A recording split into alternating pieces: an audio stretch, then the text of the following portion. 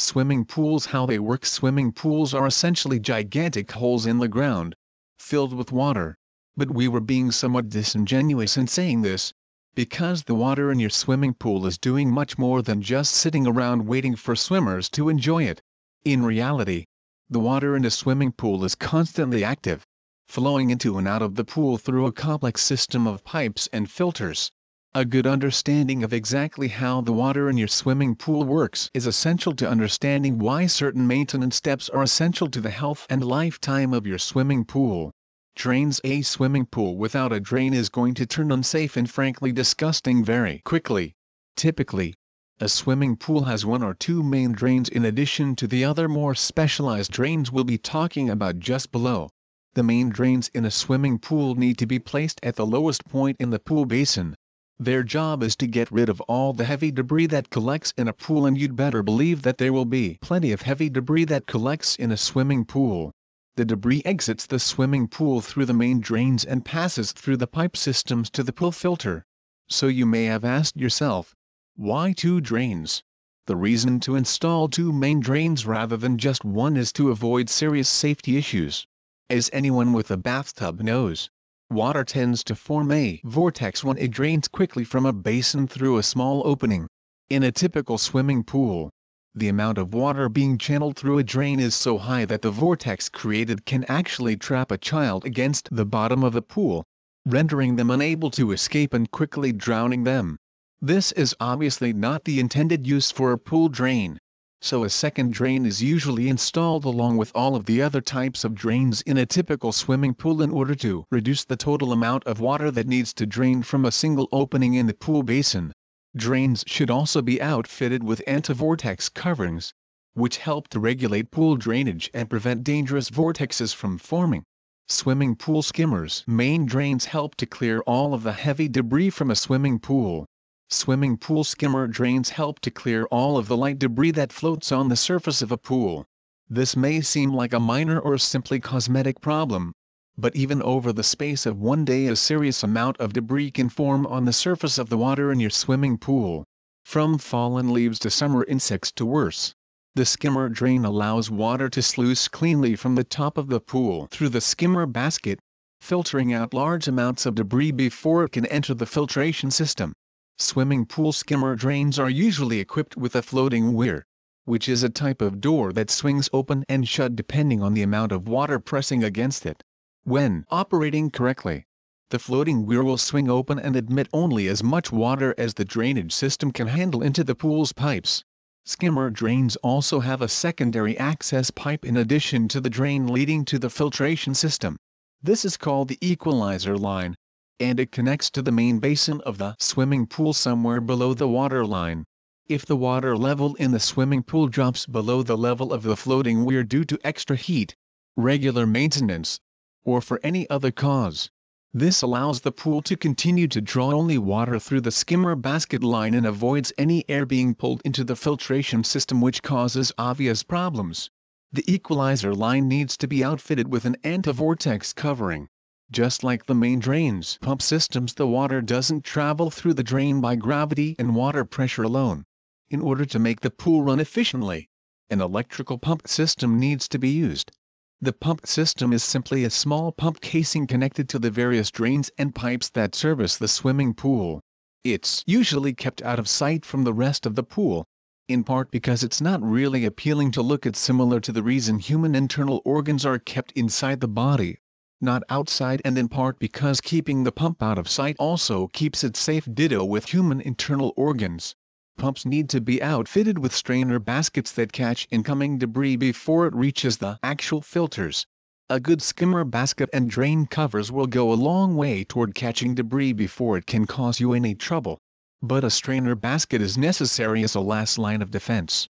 Part of swimming pool maintenance involves emptying and cleaning the strainer basket regularly. Swimming pool filtration systems. When the water leaves the swimming pool through the drains, it needs to pass through a filtration system. This purifies the water by pulling out debris and allows clean water to return back to the swimming pool, keeping the pH balance stable and keeping the water from getting cloudy. The filter system in a swimming pool is fairly large and is usually kept above ground for easy access and maintenance. It looks something like a gigantic metal urn connected to various pipes. There are several different types of filters. One of the simplest is a sand filter. When dirty water comes into the filtration system from the drains, pressure forces the water to travel down through the sand. The sand traps dirt and debris and leaves the exiting water clean. Bear in mind the following caveat. Even though it's called a sand filter, you can't simply pour any old sand into the filter and hope for the best. Only use specialized sand bought from a trusted pool supply store or other supplier. This sand will have a special square crystal shape, designed for use in pool filtration. This should go without saying. But as you know, installing a pool is a major financial investment. Better to be safe than sorry. The two other major types of filters are diatomaceous earth filters and cartridge filters. Diatomaceous earth filters contain special grids lined with diatomaceous earth, which are essentially the tiny skeletons of sea creatures known as diatoms mixed with regular sand.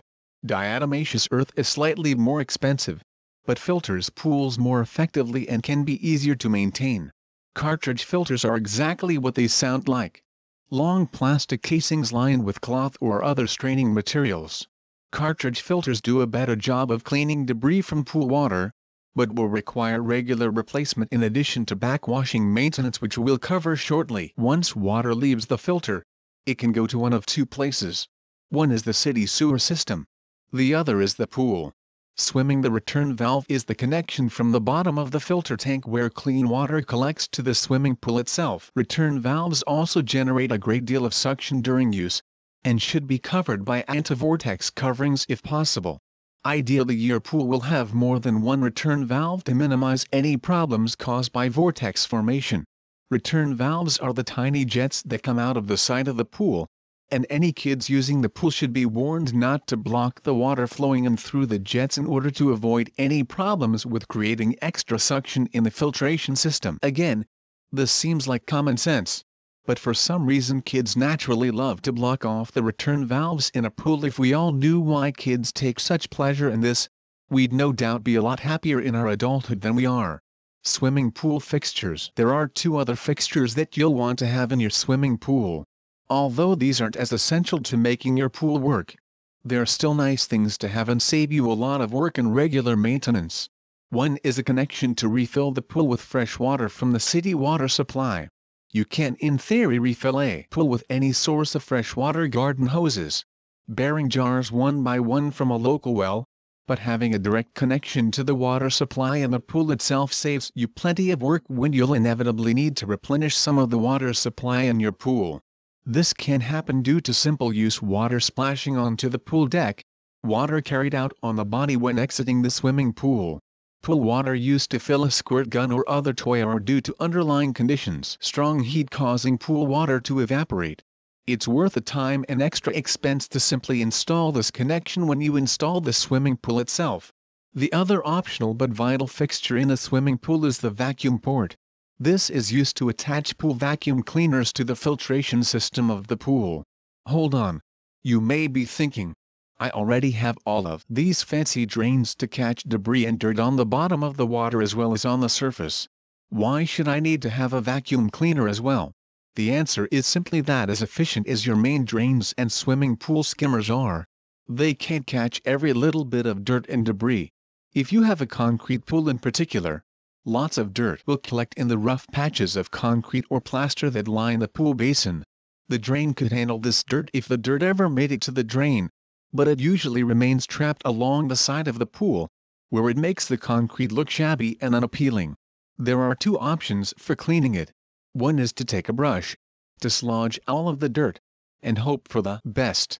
The other is to use a vacuum cleaner, which can stay in the pool all the time, snaking along the surface, slowly picking up dirt, and passing it through to the filter for disposal.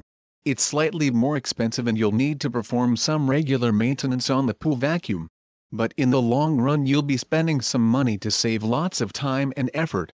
Usually a good bargain. One thing to watch out for when choosing a pool vacuum: pay attention to how the pool vacuum works.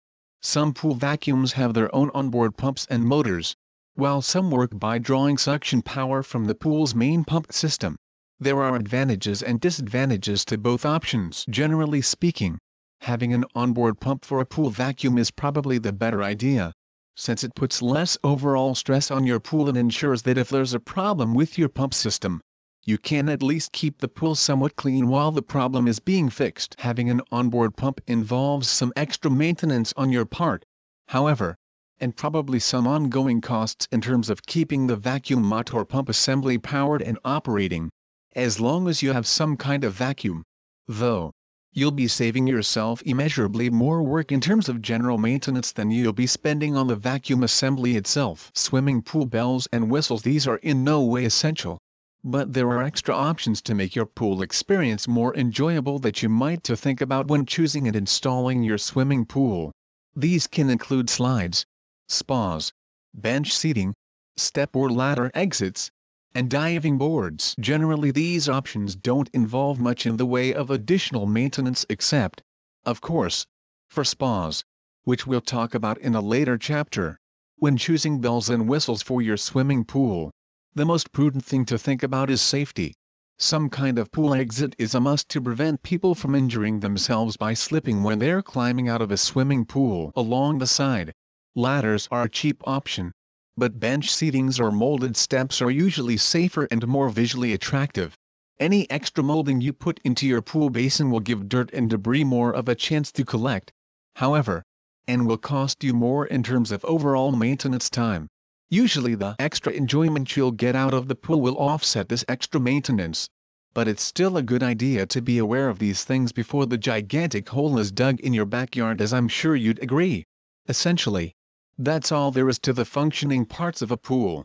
There's just one big issue in keeping your pool working that we need to cover before moving on to actual maintenance issues: the major issue of water quality.